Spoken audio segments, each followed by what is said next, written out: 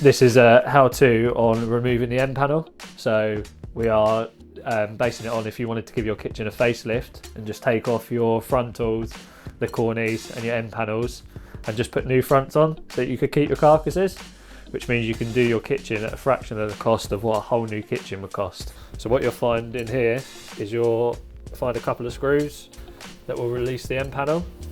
On some kitchens, if you're looking at the end and you can't find a screw, so if I'm fitting a kitchen, I like it all nice and neat, so I wouldn't just randomly put my screws like that.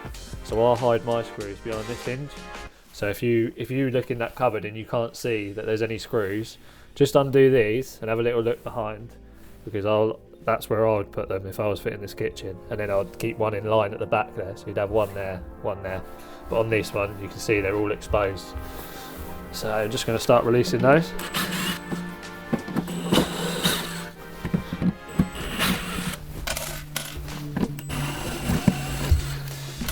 Now just make sure you're holding that now, because I'm going to take the final screw out. You don't want it dropping.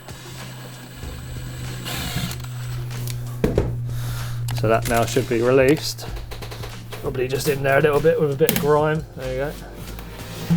And that's your end panel removed.